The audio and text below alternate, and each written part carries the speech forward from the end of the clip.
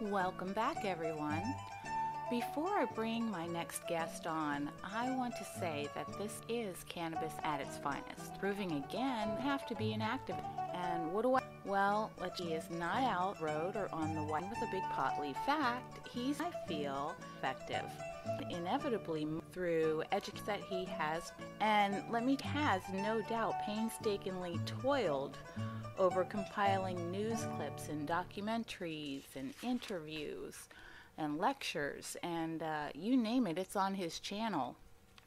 And I believe he has the most cannabis videos of anyone on YouTube. So very educational stuff. Spend a week or two on his channels and you will come out the other side of that experience as knowledgeable as if you had gone through a graduate program on cannabis and hemp. It's that good. As a matter of fact, most of my own education came from his videos. And I can also attribute my introduction to LEAP and to Dr. Bob Melamede and so many other activists through his videos. And, he was actually the inspiration for this show, The Activist Corner, because I so admired the creative means and the outlet that he chose to make his statements. And I thought that that would just be, wonderful to really feature guests who were doing something alternative to make a difference and to educate others. So I'm going to go ahead and bring him on now. This is a great treat for me, and I hope it is for you as well. So let's get over to him. He's on standby. All right, Jose, are you with us? Yes. Wonderful. I am so excited to have you here. Thank you for having me. Good. I shared with our listeners that you were one of the key instruments in my education. Well, I appreciate that. Oh, it's very true. I learned probably a good 70% of what I know from your videos alone. Wow. Yeah. Nice to hear. Yeah. Very good. Okay, well, why don't you go, because we don't know each other personally. This is actually maybe the first time we spoke outside of making arrangements for the interview. Why don't you go ahead and tell myself and our listeners a little bit about yourself? Okay, well, I live in New Jersey. I'm married. I have 2 kids. For a profession, I'm a senior architectural draftsman, and I've been doing that for almost a decade. And for the past 5 years, I've been a cannabis activist. Now, what motivated you to get active in the marijuana movement? Well, I saw that many people were misinformed,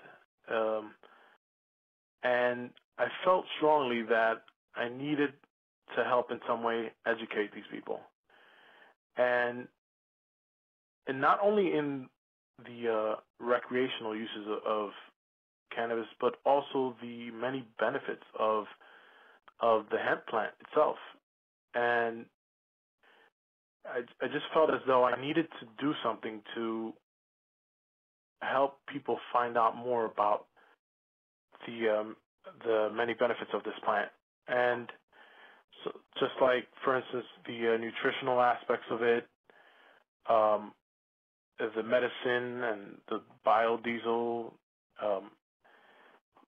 there's so many things that you can do with this plant, and I felt like so many people needed to hear more about it. Yeah, so that's wonderful. What I decided to do was try to get as much information out there, and so that's pretty much what motivated me. It was just seeing that there was so much information out there. Yeah. Now, what inspired you to use YouTube as your outlet? Originally, when I started doing research on hemp, I noticed that YouTube had a large audience.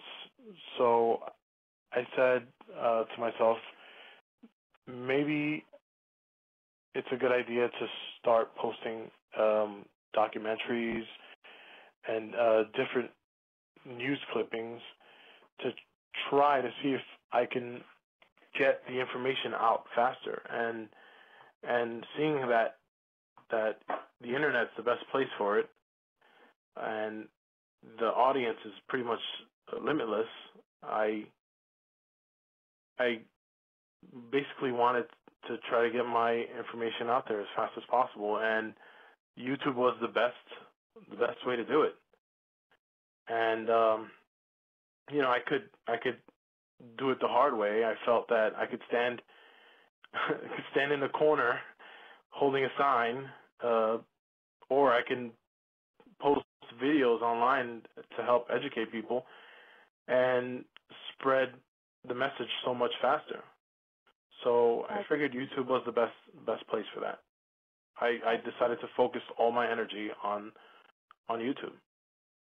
Very nice. Now, did you have any idea that your channels would have such an impact on so many people? Because you've got like an amazing number of hits on your videos and on your channel. Well, originally when I started doing this, I really didn't think that it was going to do so well. And originally the purpose was to try to educate the misinformed, and in that, I hope that people would take this information and do the same thing that I did, and go about and help educate others. And just like other cannabis activists did the same for me. You know, it was other cannabis activists that influenced me to do what I do now. Right. People like Jack Herrera, and you know, rest in peace to him, and Mark Emery, which is in jail now, and Rick Simpson. People like that doing what they do gave me the inspiration to do what it is that I do now. Wow. So, yeah, and you know, you've spawned others. I'm one of them. So it is a perpetual thing. Yeah, it's a perpetual thing. You know, we educate one another, and we motivate each other, and we lift each other up. And, you know, that's what it's all about. I think that's what this, you know, the entire movement is all about, moving towards a more positive future, no matter, you know, what aspect of this plant you're looking at, because it, you know, as you stated before, the uses are so vast.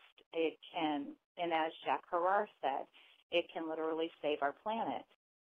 Right. And that's a very powerful statement. That's a very powerful position for one little seedling to be in. Yeah. And, you know, that alone should really make you question why it's not legal and why it's not being utilized. Yeah, that alone, and also the fact that, you know, we imprison so many Americans for not hurting anyone else.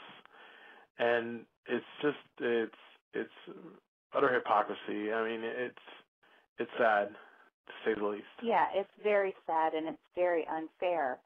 And, you know, I have to go back to the point of why is it acceptable, excuse me, to be, let's see, to be intoxicated on one substance and not another. Right. That, yeah, that doesn't sit well, especially when you're criminalizing the worst. I mean, the less of the evil. You're criminalizing something that is actually beneficial. Exactly. I think on so many levels. Exactly. Do you know how many channel views or video views that you have to date? Well, I actually was on my websites today, and I just happened to glance over to see what the views were, and the first one that I had originally opened, my my YouTube page, which is called Hoser Legalized 420, that has reached a total of 2,900,000 views conservatively. Wow. And yeah, and I opened that page back in 2009. Wow, in 2 years, over a million hits a year. That's great. Yeah. That's, and I have to say, there are a lot of pro-legalization channels out there, but yours is so informative. I have to ask you, where do you get your material? Because you have all of these news clips and all of these studies and things that I've never seen before. I think it's just amazing. How on earth did you go about collecting that data? Well, I have many different sources online. There's, I go about checking the news and different videos, documentaries, movies. I go online, and I also have other activists who actually send me links to other videos, and I source these pieces together, and I upload the things that I view that may help others reach a conclusion about the benefits of the plant. Right, nice.